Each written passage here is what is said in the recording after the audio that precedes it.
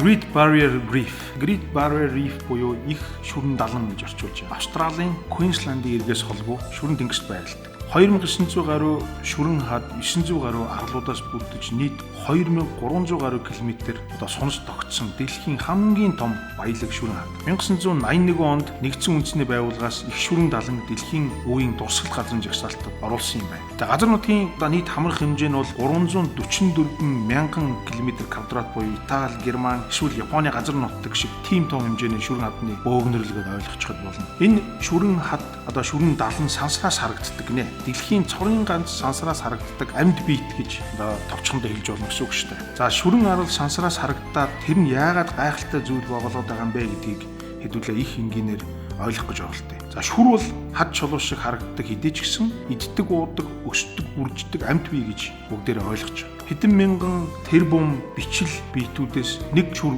үүсэж байгаа гэсэн үг. Шүрнүүд нь олноор нийлж риф буюу шүрэн хадыг үүсгэж. Энэ олон шүрэн хадууд нийлж байгаа шүрэн далан үүсгэн гэсэн үг. Нийгмийн хариуцлагаар тэргүүлэгч Energy Resource.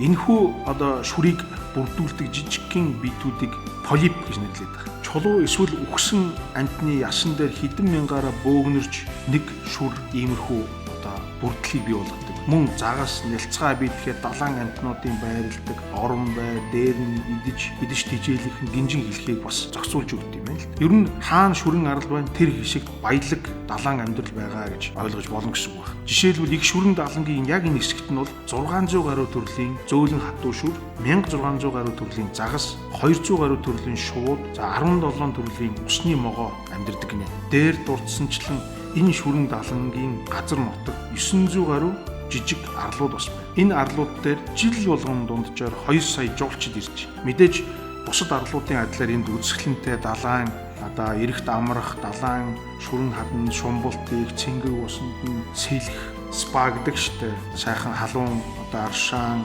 жакузид алжаалаа тайлах, заагас харах, шувуу харах, заваар аялах гэд маш олон төрлийн аялал жуулчлалын хэлбэрүүд байгаа учраас жуулчид орж очиж чинь гэсэн.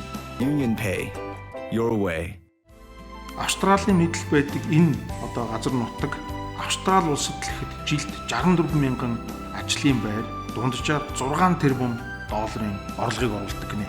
Шүрэн дан ганц оёл чимэглээд ашиглахдаас гадна усан доорх экосистемийг тогтворжуулж байдгаараа маш өндөр ач холбогдолтой. Дан ганц усан доорх экосистемийг тогтворжуулаад бас зогсохгүй яадаг вэ? Хүмүүсийн амьдрал бүр шууд нөлөөтэй. За тухайлбал шүрэн арлууд нь далайн төрлөг хүчтэй шуурганд хаалт болж байна. Нөгөө Полинез, Микронез болон номхон далайн орших нөгөө жижигхэн арлуудын оршин суугчид нь хэдэн мянган жилийн турш аюул осолгүй оршин тогтнож амьдарч ирсэн байгааг ерөөсө гол нууц нь бол эргэн тойрон шүрэн арлуудаар хүрээлэгдсэн байгаатай холбоотой байдаг гэж үздэг юм байна. Ийм олон төрлийн амьтан дэлхийн хамгийн их шүрний нөөц байдаг энэхүү газар нь дэлхийн усан доорх долоон гамшиг нэг багтахаас ч өөр аргагүй юм байна. Хэрв энэхүү шүрэн арал нь гинт нэг өдөр алга болчлоо гэж бодъё л да. Хэрвээ ямар нэгэн юу ч болдгийг. Тэгвэл ямар сөргүр гарах вэ гэдгийг хэдүүлээ ойлгох гэж бодлоо. Нэгдүгээрт энэ жижиг арал улсууд элдв далайн шуурганд цохигдоод живээд устж үгүй болно. Цунами болон бусад далайн элдв янзын аюул ослоос хол газрууд ч гэсэн нэрвэгдэж эхэлнэ.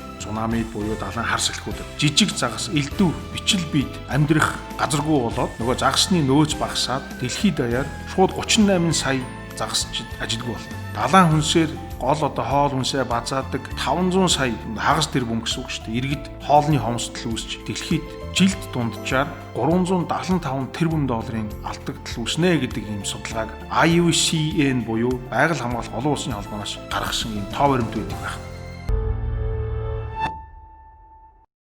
За мэдээж энэ газрыг очиж үзэх, аялах, амрахыг хүсвэл мэдээж нээлттэй. Гэхдээ нөгөө Австралийн мэдлэг байдаг учраас нэгдүгээр Австралийн виз мэдүүлэх хэрэгтэй. За энэ 900 орчим жижиг арал дээр онгоц буух зурус байхгүй учраас хувийн жижиг оврын онгоцууд эсвэл заваар л хүрэх боломжтой байдаг юм биш. Энэ юу гэж юм бэ гэхээр ойролцоо хотууд дээр буугаад жижиг заваар явж ээж энэ шүрэн арлыг үзнэ гэж ойлгож болно гэсэн. За ийм Австрали улс Австрали твд биш бүр дэлхийд даяар маш их ач холбогдолтой хамгийн том Great Barrier Reef буюу их шүрэн далангийн тухай танилцуулахад юм байна да.